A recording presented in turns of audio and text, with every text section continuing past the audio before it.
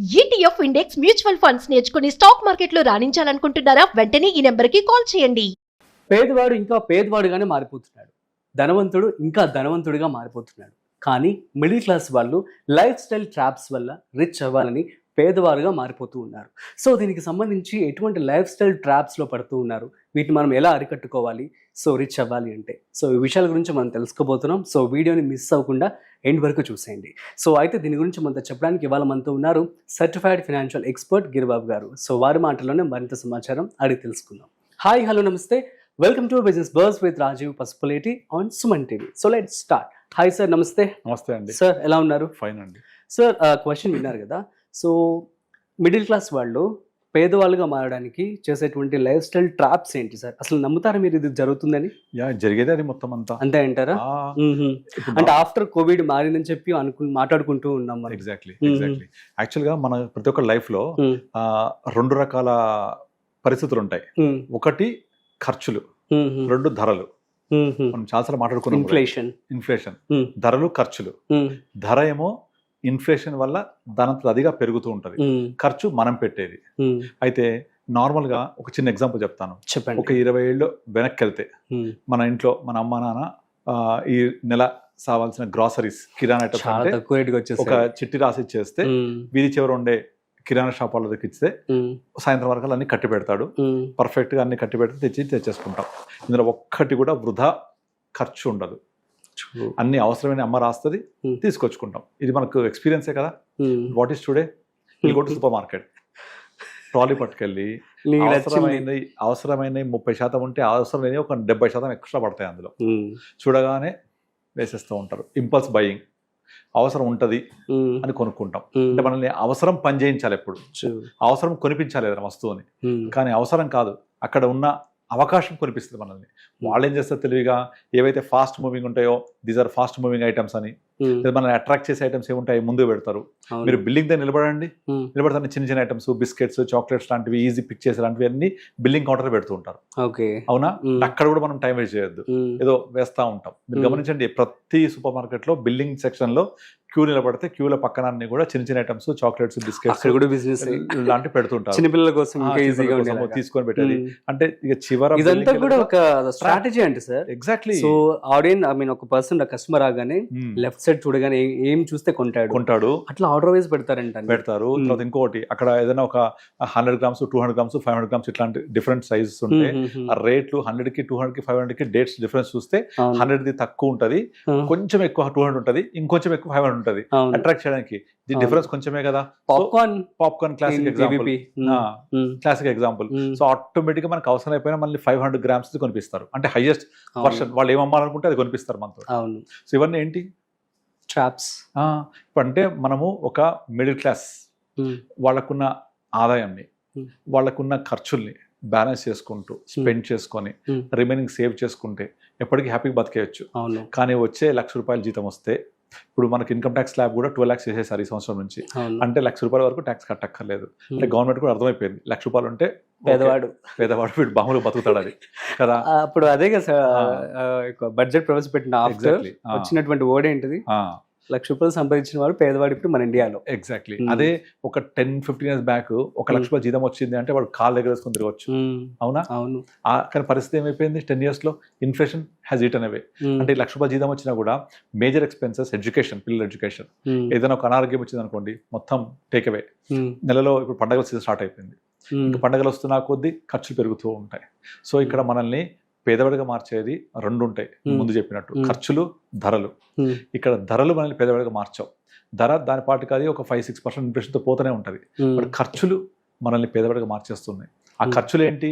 మనం నార్మల్గా వాడే సెల్ ఫోన్స్ మారిపోయాయి, వేసుకునే బట్టలు మారిపోయాయి, ఉండే ఇల్లు మారిపోయింది, అన్ని మారిపోతున్నాయి.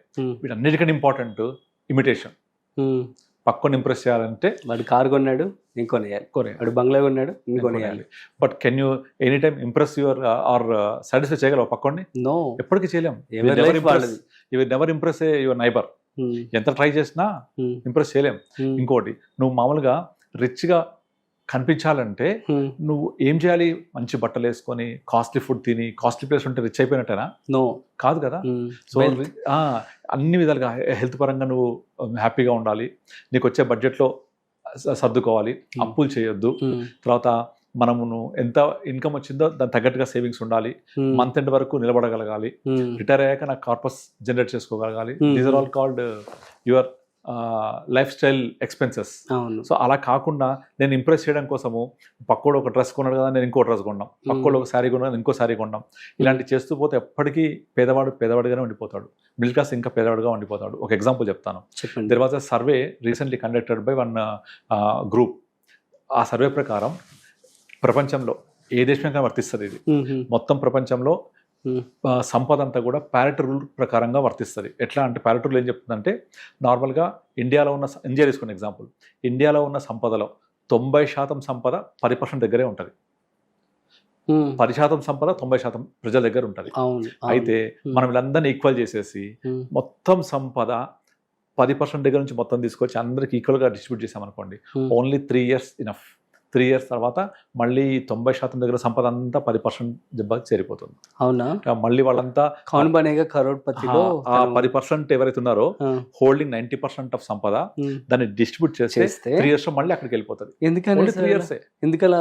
ఎందుకంటే ఇందులో మరి పెరిగే వాళ్ళంతా రిచ్ వాళ్ళే పెరుగుతారంటారా? ఎగ్జాక్ట్లీ. ఇది ఏ కంట్రీకైనా వర్తిస్తుంది, నేను చెప్పే సూత్రం కాదు. There was a study recently conducted, మీరు గూగుల్ చేయండి కనిపిస్తుంది. అంటే అర్థం ఏంటి, మనము ఒక ఈక్వల్ గా చేసినా కూడా ఎవరైతే నేను గ్రో అవ్వాలని మైండ్ సెట్ ఉంటుందో వాళ్ళే గ్రో అవుతారు. ఇట్లా డిస్ట్రిబ్యూట్ చేస్తే వాళ్ళు కాదు. ఫర్ ఎగ్జాంపుల్ కొన్ని ప్రభుత్వ పథకాలు ఉన్నాయి, ఆ ప్రభుత్వ పథకాల్లో పేదవాళ్లకు ప్రతి నెల ఇస్తూ పోతుంటారు. ఎన్ని సంవత్సరాలైనా వాళ్ళకి అట్లే ఇస్తూ పోతుంటారు, అట్లే పోతుంటాయి, అందరికి తెలిసి విషయం. సో నువ్వు కనుక గ్రో అవ్వాలి, డెవలప్ అవ్వాలి అనుకుంటే గవర్నమెంట్ డబ్బులే అక్కర్లేదు నీకు, అవునా? వాళ్ళు ఇస్తేనే డెవలప్ అవుతారంటే ఇప్పుడు ఎంతమంది అయ్యారు చూడండి మీరు.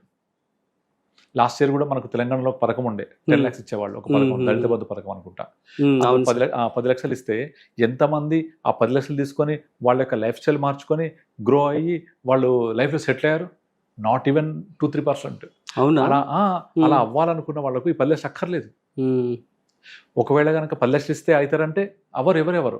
బికాస్ నేను చదువుకునేటప్పుడు CMI అయిన ఒక ప్రోగ్రామ్ ఉండేది, chief ministers empowerment of youth. దానికి ఎన్యూమరేటర్ గా వర్క్ చేశాను నేను.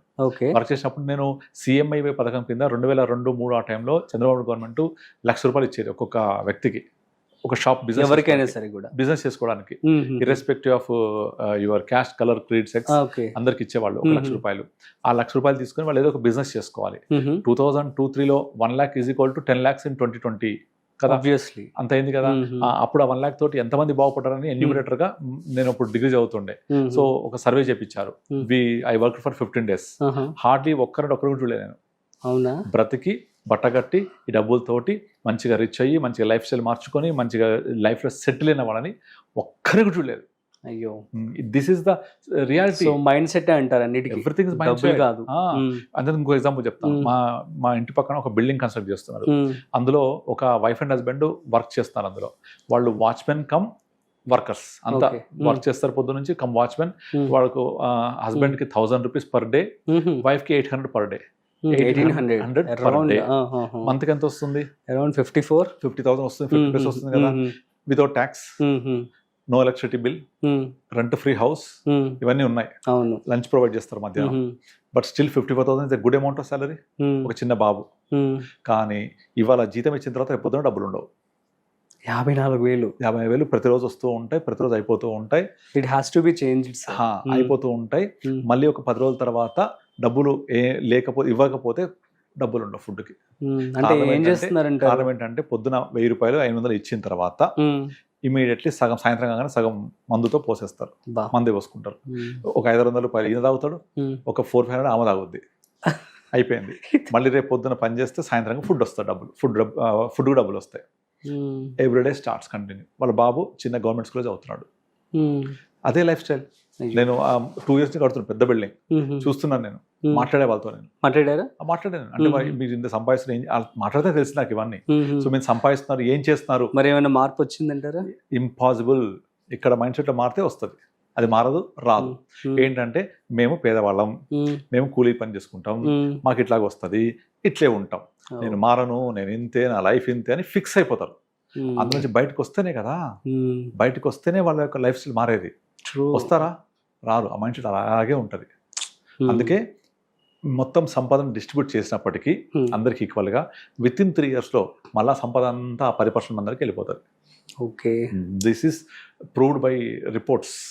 సో వీళ్ళకు 54,000 అంటే it's good salary actually. Wife and husband obviously no home rent, no electricity bill. అవును, చాలా ఎక్స్పెన్సెస్ కూడా వాళ్ళు పెద్దగా ఉండవు, రెంట్ ఉండదు. But still they can't even save 1,000 rupees ఉండదు. మళ్ళీ 2 రోజులు మరి సిప్ గానీ ఏమన్నా స్టార్ట్ చేసే ప్రయత్నం చేశారు? రేపు ఈవినింగ్ ఫుడ్ కి డబ్బులు ఉండదు, సిప్ రాబోతున్నావు.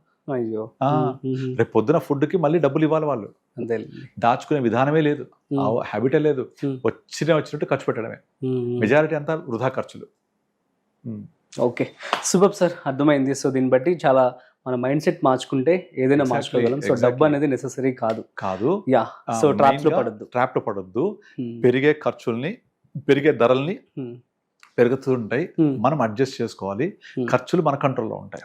సో ధనవంతుడిగా కనిపించడం కాదు, ధనవంతుడిగా జీవించాలి.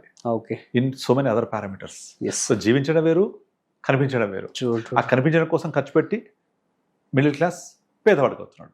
సో అట్లా కాకుండా మనకు వచ్చిన డబ్బుల నుంచి కొంచెం సేవ్ చేసుకొని ఫ్యూచర్ కోసం ఒక కార్పస్ బిల్డ్ చేసుకొని మీ యొక్క ఫ్యూచర్ లైఫ్ ని ప్రాపర్ గా డిజైన్ చేసుకుంటే that's a beautiful life.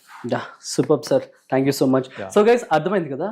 So చాలా చక్కగా చెప్పారు గిరిబాబు గారు. సో ఫస్ట్ ఆఫ్ ఆల్ డబ్బులు దాచుకోవాలి, వెల్త్ క్రియేట్ చేసుకోవాలంటే సో ఫస్ట్ ఇంపార్టెంట్ ఏంటంటే డబ్బులు కాదు, సో పేదవారు అని చెప్పి అనుకునేటువంటి మైండ్ సెట్ కూడా కాదు. సో మనం ఎదగాలి అనేటువంటి మైండ్ సెట్, దాచుకోవాలనేటువంటి మైండ్ సెట్ అనమాట. సో ఇప్పటికీ మీరు కనుక ఇటువంటి డైలమాలో కనుకున్నట్లయితే మనం రెగ్యులర్గా వీడియోస్ అనేవి సుమన్ టీవీలో చేస్తూ ఉన్నాం. సో మీరు రెగ్యులర్గా ఫాలో అవ్వచ్చు. సో మంచి క్లారిటీ అయితే మీకు రావడం జరుగుతుంది. That's it. సో మరొక ఇంట్రెస్టింగ్ కాంటెంట్తో మళ్ళీ కలుద్దాం. అంతవరకు చూస్తూనే ఉండండి Suman TV. This is Rajiv signing off. Video నచ్చినట్లయితే like, share and subscribe. Thanks for watching.